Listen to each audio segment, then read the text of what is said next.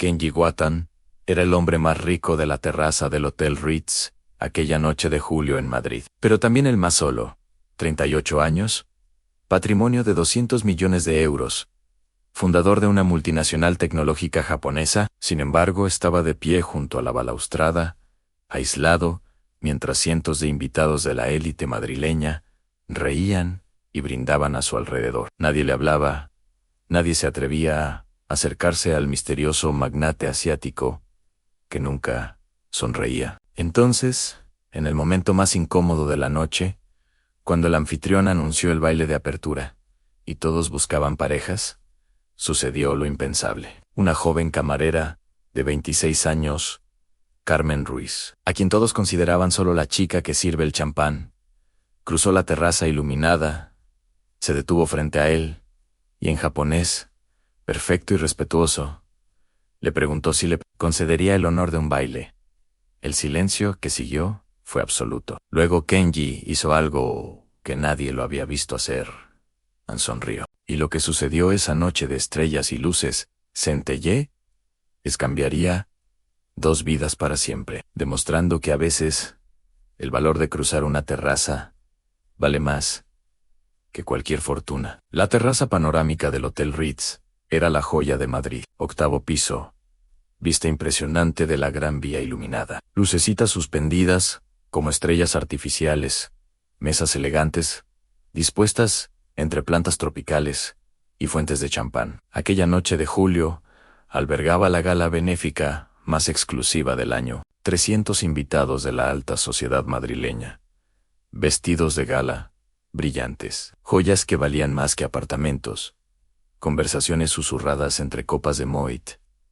Kenji Watanabe estaba apoyado en la balaustrada de mármol, el traje negro Armani, perfecto, la corbata de seda gris, anudada con precisión milimétrica. Sus ojos oscuros observaban la multitud con expresión impenetrable. A 38 años, era uno de los empresarios tecnológicos más exitosos de Japón en su empresa.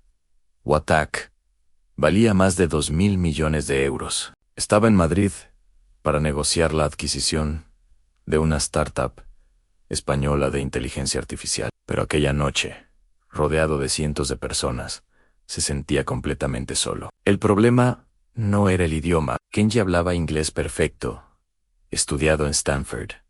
El problema era algo más sutil, más doloroso. Era el muro invisible que se creaba a su alrededor cada vez que entraba en una sala llena de occidentales. Veía en sus ojos esa mezcla de curiosidad y desconfianza. Lo miraban como un objeto exótico, no como una persona. Nadie intentaba realmente conocerlo, entender quién era más allá del patrimonio, más allá del acento ligero, más allá de los rasgos asiáticos, que parecían hacerlo automáticamente diferente a ojos de aquella multitud de madrileños elegantes. Así que Kenji hacía lo que siempre hacía: se retiraba a su caparazón. Respondía con monosílabos corteses, mantenía una distancia educada pero fría, y por dentro se sentía terriblemente, dolorosamente solo. Su vida en los últimos 10 años había sido una espiral de éxito profesional y aislamiento personal. Había construido un imperio. Tenía más dinero del que podría gastar, pero no tenía a nadie con quien compartir verdaderamente su vida. Ningún amigo íntimo, ninguna relación que fuera más allá de la superficie. Carmen Ruiz lo había notado apenas llegó. Trabajaba como camarera para eventos en el Hotel Ritz desde hacía 2 años. Mientras terminaba su licenciatura en lenguas orientales en la Universidad Complutense. Era su forma de pagarse los estudios después de que su padre, un obrero, muriera, dejando a la familia sin recursos. 26 años, cabello castaño recogido en un moño elegante, uniforme negro y camisa blanca, impecable. Carmen se movía entre los invitados con gracia profesional, ofreciendo champán y canapés, pero sus ojos volvían continuamente a aquel hombre japonés solitario junto a la balaustrada. Había algo en su lenguaje corporal que reconocía la soledad, el aislamiento, la sensación de ser extranjero en un lugar que debería ser festivo. Carmen lo había vivido también de formas diferentes, cuando era la única de su barrio de Bálicas en ir a la universidad, cuando sus compañeros estudiantes ricos La miraban con desprecio por su acento de barrio y su ropa barata. Pero había otra razón por la que Carmen no podía apartar la mirada de Kenji.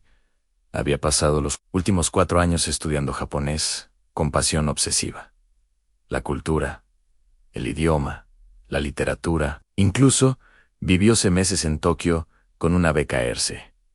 Hablaba japonés con fluidez. Conocía los niveles sutiles de respeto incorporados en el idioma, los gestos culturales, los matices que pocos occidentales captaban. Y viendo a aquel hombre japonés tan visiblemente incómodo en la multitud madrileña, sintió un impulso creciente. La noche avanzaba con su programa. El anfitrión, un magnate inmobiliario madrileño, subió al pequeño escenario montado en la terraza. Agradeció a los invitados. Habló de la causa benéfica. Luego anunció que era momento del tradicional baile de apertura. La orquesta en vivo comenzó un vals. Vienes. Las parejas empezaron a formarse. Hombres elegantes ofreciendo el brazo a señoras resplandecientes. Risas. Charlas. El susurro de vestidos mientras se movían hacia la pista de baile improvisada en el centro de la terraza. Kenji permaneció donde estaba, sabiendo que nadie lo invitaría. Nadie se acercaría. Observó a las parejas bailar bajo las lucecitas, y por un momento dejó caer la máscara de indiferencia. Sus ojos reflejaban una tristeza profunda, antigua, la de quien tiene todo, excepto lo que realmente importa. Fue en ese momento cuando Carmen tomó la decisión más valiente de su vida. Dejó la bandeja en una mesa, se quitó el delantal negro de camarera, revelando solo la camisa blanca y la falda negra que podían pasar por ropa formal, y cruzó la terraza. Sus colegas la miraron con asombro. ¿Qué estaba haciendo? Las camareras no se mezclaban con los invitados. Era una regla férrea. Podía ser despedida en el acto. Pero Carmen siguió caminando, el corazón latiendo fuerte, hasta detenerse frente a Kenji Watanabe. Él se volvió sorprendido de encontrar a alguien tan cerca. Y entonces Carmen hizo algo extraordinario, con una reverencia respetuosa, exactamente del ángulo correcto para dirigirse a un superior social, en Japón. Habló en japonés formal y perfecto. El tiempo pareció detenerse. Kenji la miró fijamente, con ojos que se abrían lentamente, la incredulidad atravesando su rostro. Esta camarera española en esta terraza madrileña estaba hablando su idioma con una fluidez y respeto cultural que nunca había encontrado en Occidente. Por primera vez en años, Kenji Watanabe sintió algo romperse dentro de él. El muro de hielo, la armadura de soledad, y antes de darse cuenta, una sonrisa genuina, cálida, incrédula, se formó en su rostro. Kenji miró a Carmen como si hubiera aparecido de la nada, un milagro inesperado en una noche que ya había catalogado como otra velada más de aislamiento dorado. Sus palabras en japonés aún resonaban en el aire. Perfectas, no solo en pronunciación, sino en tono, en nivel de respeto, en la elección de las formas verbales apropiadas, respondió en japonés. La voz ligeramente ronca, por la emoción repentina. Preguntó si realmente hablaba su idioma, o si era una frase memorizada. Carmen sonrió respondiendo que había estudiado japonés en la universidad, que había vivido en Tokio, que amaba la cultura y el idioma más que cualquier otra cosa. Mientras hablaban en japonés, ajenos a que la multitud, a su alrededor, se había dado cuenta de la escena inusual. Kenji sintió algo que no experimentaba en años en conexión. Esta joven mujer no lo miraba como a un millonario misterioso o un extranjero exótico. Lo miraba como a una persona y hablaba con él en su lengua materna, lo cual significaba algo profundamente íntimo para alguien que vivía constantemente en traducción. Carmen había notado el cambio en su rostro. La máscara fría había desaparecido. En su lugar había vulnerabilidad, sorpresa, algo que se parecía a la gratitud. Se dio cuenta de lo difícil que debía ser para él navegar estos eventos occidentales. Solo, siempre extranjero, siempre observado, pero nunca realmente visto. Entonces, Kenji hizo algo impulsivo. algo completamente fuera de su carácter. Con un gesto elegante y japonés formal, le preguntó si le haría el honor de concederle este baile. Carmen sintió que la respiración se le cortaba. Sabía que estaba rompiendo todas las reglas. Las camareras no bailaban con los invitados. Su jefe, el señor Martínez, ya la fulminaba con la mirada desde el otro lado de la terraza. Podía ser despedida. Podía perder el trabajo que necesitaba desesperadamente. Pero mirando a los ojos de Kenji, viendo la esperanza frágil que se había encendido allí, no pudo decir que no. Con una reverencia que aceptaba la invitación al modo tradicional japonés, puso su mano en la suya. Mientras caminaban hacia la pista de baile, un murmullo atravesó la multitud. ¿Quién era esa camarera?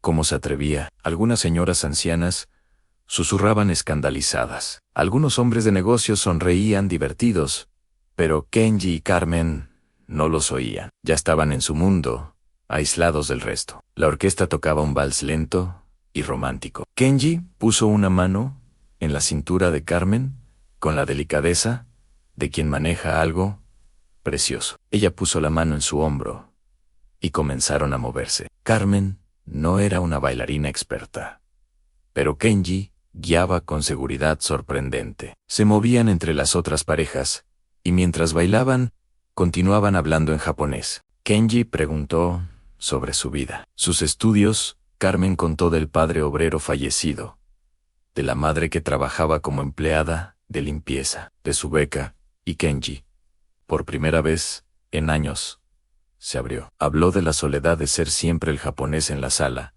de cómo el éxito lo había aislado aún más, de cómo sentía haber perdido la conexión con cualquier cosa real mientras construía su imperio tecnológico. Las palabras fluían en japonés, idioma que permitía una profundidad emocional que Kenji luchaba por expresar en inglés. Carmen escuchaba, realmente escuchaba sintiendo, haciendo preguntas, compartiendo a su vez sus vulnerabilidades. La música terminó demasiado pronto, pero cuando la orquesta comenzó una nueva melodía, Kenji no soltó a Carmen. Siguieron bailando canción tras canción, perdidos en su burbuja de japonés y conexión auténtica. El señor Martínez, el jefe de Carmen, se acercó con expresión furiosa durante una pausa musical. Agarró el brazo de Carmen diciéndole en tono bajo, pero furioso, que debía volver inmediatamente al trabajo, que su comportamiento era inaceptable. Pero Kenji, viendo el miedo en los ojos de Carmen, hizo algo inesperado. Con su voz calmada, pero autoritaria, se dirigió a Martínez en español, vacilante, pero claro, diciendo que la señorita era su invitada personal para la velada, que él la había invitado, y que si había algún problema, estaría encantado de discutirlo con la dirección del hotel. El tono no dejaba espacio para discusión. Martínez, reconociendo que estaba hablando con uno de los invitados más importantes y ricos del evento, se retiró con una reverencia rígida, pero los ojos lanzaban dagas hacia Carmen. Carmen sabía que pagaría por esto, pero en ese momento, mirando a Kenji, que había defendido sus derechos con esa determinación gentil, no le importaba. Mientras la velada continuaba, Kenji y Carmen se retiraron a un rincón más tranquilo de la terraza. Se sentaron en una mesita apartada con vista al Madrid iluminado que se extendía bajo ellos. ¿Te está gustando esta historia? Deja un like y suscríbete al canal. Ahora continuamos con el vídeo. Un camarero trajo champán, pero Kenji pidió de verde si era posible. Carmen ordenó lo mismo en japonés. Perfecto. Hablaron durante horas. Kenji contó de su infancia en Kioto, de la universidad en Stanford, donde siempre se sintió dividido entre dos mundos, del éxito rapidísimo que lo había hecho rico, pero terriblemente solo, de cómo siempre había sido demasiado occidental para Japón y demasiado japonés para Occidente. Carmen compartió su historia, la muerte del padre, el colapso financiero de la familia, la decisión de continuar la universidad, trabajando de noche, la beca para Tokio, donde se enamoró de toda una cultura. Kenji la miraba con ojos que brillaban con algo que no había sentido en años. No era solo atracción, era reconocimiento, la sensación de ser visto, comprendido, Aceptado. Las horas pasaron como minutos, los invitados se fueron, la orquesta dejó de tocar, pero ellos seguían hablando, en una mezcla de japonés y español. Cuando la terraza estuvo casi vacía, Kenji preguntó si podían volver a verse. Carmen sintió algo apretarse en su pecho. Quería decir que sí, pero estaba la realidad. Ella era una estudiante pobre, él un multimillonario, que pronto volvería. Mundos imposiblemente distantes. Pero Kenji sacó el teléfono mostrando su calendario. Había cancelado todos los compromisos de la semana siguiente. Quería quedarse en Madrid, pasar tiempo con ella, ver la ciudad a través de sus ojos. Dijo en japonés algo profundo, que había pasado 10 años persiguiendo el éxito, olvidando cómo vivir, pero que en pocas horas con ella había sentido más vida de la que había experimentado en años. Los 7 días que siguieron fueron mágicos, de una manera que ninguno de los dos podría haber previsto. Kenji cumplió su promesa, canceló reuniones, ignoró llamadas urgentes, dejó que sus asistentes gestionaran las emergencias. Por primera vez, en 10 años, puso la vida antes del trabajo. Carmen se convirtió en su guía personal de Madrid. No el Madrid turístico, sino su Madrid, el mercado de Vallecas, donde su madre compraba verduras, la taberna en Lavapiés, donde su padre la llevaba para su cumpleaños, la biblioteca universitaria, donde pasaba noches enteras estudiando kanji japoneses. Kenji veía la ciudad con ojos nuevos, no suites de hoteles, 5 estrellas y restaurantes Michelin, sino la vida real. Comían croquetas de pie en un bar, bebían café en la barra de cafeterías de barrio, caminaban durante horas por callejones que ninguna guía turística mencionaba, y hablaban, horas de conversaciones que pasaban del japonés al español, de temas profundos a tonterías, de silencios cómodos a risas repentinas. Kenji descubrió que Carmen amaba la literatura japonesa clásica, que podía recitar poemas de vaso de memoria. Carmen descubrió que Kenji, detrás de la fachada de empresario frío, era increíblemente gracioso, que tenía una pasión oculta por la tortilla de patatas. El 5.º día, Kenji la llevó a un lugar especial, el jardín japonés del Parque del Oeste. Era un pequeño rincón de Japón trasplantado a Madrid, con un estanque koi, puentes rojos, linternas de piedra. Estaba casi vacío esa tarde de julio.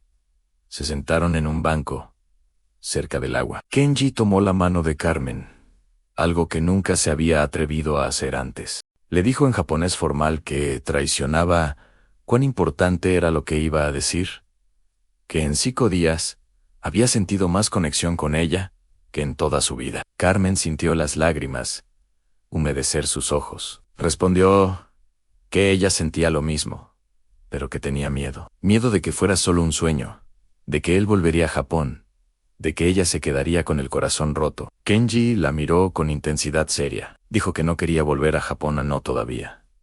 Dijo que quería ver a dónde los llevaría esto. Fuera lo que fuera. Dijo que por primera vez entendía qué significaba querer estar con alguien, no por deber o conveniencia, sino porque sin esa persona, el mundo parecía menos colorido. Se besaron allí, bajo los cerezos que no estaban en flor, mientras los coinaban en el estanque. Y Madrid zumbaba a lo lejos. Fue un beso dulce, vacilante, cargado de promesas no dichas, pero los sueños, por muy hermosos que sean, deben enfrentarse a la realidad. Y la realidad llamó a la puerta el 8.º día, en forma de una llamada, desde la oficina de Tokio. Kenji recibió la noticia mientras desayunaba con Carmen en un café cerca de la Puerta del Sol. Su vicepresidente ejecutivo llamaba con voz tensa. Había una crisis. Un inversor importante amenazaba con retirarse si Kenji no volvía inmediatamente para gestionar personalmente las negociaciones. La empresa podía perder 50 millones de euros. Carmen vio su rostro cambiar mientras escuchaba. La alegría despreocupada de la semana pasada se congeló, reemplazada por tensión y responsabilidad. Cuando colgó, Kenji parecía repentinamente envejecido. Debía volver a Tokio. El vuelo saldría esa misma noche. Había intentado negociar, pero el inversor era inflexible. O Kenji volvía, o el acuerdo se caía. Carmen sintió algo romperse dentro. Había sabido que sucedería. Pero esperar y saber son cosas diferentes. Sonrió con valentía, diciendo que entendía que obviamente debía ir.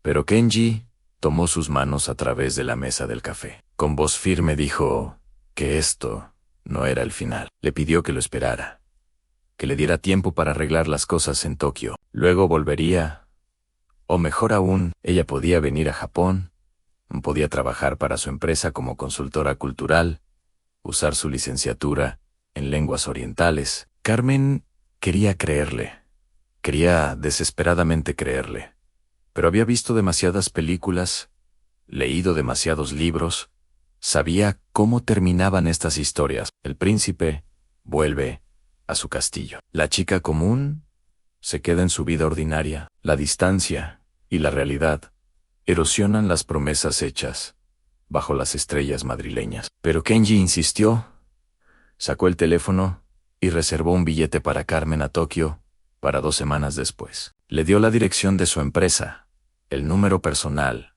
el email privado. Le hizo prometer que vendría. Pasaron las últimas horas juntos caminando por Madrid. No hablaban mucho. Sostenían las manos apretadas como si pudieran detener el tiempo con la fuerza del agarre. Cuando llegó el momento de que Kenji fuera al aeropuerto, se abrazaron tan fuerte que dolía. Kenji susurró en japonés que la amaba. Eran palabras que nunca había dicho a nadie. Carmen respondió de la misma manera, la voz rota por las lágrimas. Luego él se fue y Carmen se quedó en la calle, mirando el coche desaparecer en el tráfico madrileño, preguntándose si acababa de vivir la semana más hermosa de su vida o el preludio al peor dolor. Las 2 semanas que siguieron fueron las más largas de la vida de Carmen. Kenji llamaba cada día, enviaba mensajes constantemente, pero siempre había algo. Las negociaciones se complicaban, nuevas crisis surgían. El regreso a Madrid, que había prometido, se retrasaba. Carmen empezó a dudar. Quizás había sido ingenua, quizás Kenji, de vuelta en su mundo de miles de millones y poder, había realizado lo absurda que era la idea de una relación con una camarera estudiante española. Quizás las palabras de amor habían sido sinceras en ese momento, pero se evaporaban ante la realidad. Pero entonces llegó el billete. Kenji no lo había cancelado, de hecho, lo había cambiado a business class. Había reservado un apartamento para ella en Tokio. Había organizado todo. Ahora solo esperaba que ella encontrara el valor de usarlo. Carmen miró el billete durante días. Ir a Japón significaba dejar Madrid, los estudios, el trabajo, todo lo que conocía. ¿Qué pasaba si llegaba y descubría que había sido todo un error? ¿Qué pasaba si la magia de esa semana no sobrevivía a la luz del día ordinario? Fue su madre quien le dio el consejo decisivo, la mujer que había trabajado toda su vida, limpiando casas de gente rica, que había criado a Carmen sola. Después de la muerte del marido, la miró a los ojos y dijo algo simple pero profundo. El arrepentimiento por las cosas no hechas duele más que el dolor por las cosas intentadas. Carmen tomó el avión. 14 horas de vuelo, durante las cuales osciló entre excitación y terror. Cuando aterrizó en Tokio, las piernas le temblaban mientras cruzaba el aeropuerto de Narita. Kenji le esperaba en la salida. Cuando sus ojos se encontraron a través de la multitud, toda la duda desapareció. Él estaba allí, había cumplido la promesa. Se abrazaron sin palabras, y Carmen supo que esto no era un sueño que estaba por terminar. Era algo real, que apenas estaba comenzando. En los meses que siguieron, construyeron algo único. Carmen trabajó realmente para Guatatec, usando su conocimiento cultural para ayudar a la empresa a expandirse en España. Pero sobre todo, construyeron una vida juntos. Una vida que mezclaba las culturas, los idiomas, los mundos. No siempre fue fácil. Había desafíos culturales, diferencias, momentos de malentendido.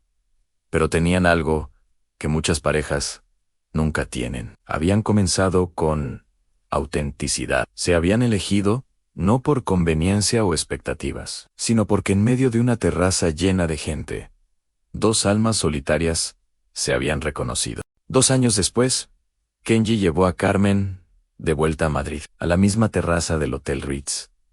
Había alquilado todo el espacio solo para ellos. Las lucecitas brillaban como aquella primera noche. La orquesta tocaba el mismo vals. Y allí, bajo las estrellas madrileñas, Kenji se arrodilló y le pidió a Carmen que se casara con él. En japonés perfecto, con todas las formas de respeto apropiadas, pero también con las palabras más simples que existen. Te amo. Carmen dijo que sí, habría dicho que sí, en cualquier idioma. La boda fue una celebración de 2 mundos. Ceremonia sintoísta en Kioto, recepción española en Madrid, invitados japoneses que aprendían a brindar salud, españoles que intentaban reverencias respetuosas, 2 culturas fundiéndose en algo nuevo y hermoso. Y todo porque una joven camarera había tenido el valor de cruzar una terraza y hablar en japonés a un millonario solitario, porque había visto más allá de la cuenta bancaria y la fachada de éxito, reconociendo un alma gemela en el aislamiento. Los años pasaron. Kenji y Carmen construyeron una vida entre Tokio y Madrid, criando niños bilingües y biculturales. Wotak abrió oficinas en España. Carmen escribió libros sobre comunicación intercultural. Se convirtieron en un ejemplo viviente de cómo el amor atraviesa no solo los idiomas, sino mundos enteros. Y cada año, en el aniversario de aquella primera noche, volvían a la terraza del Hotel Ritz.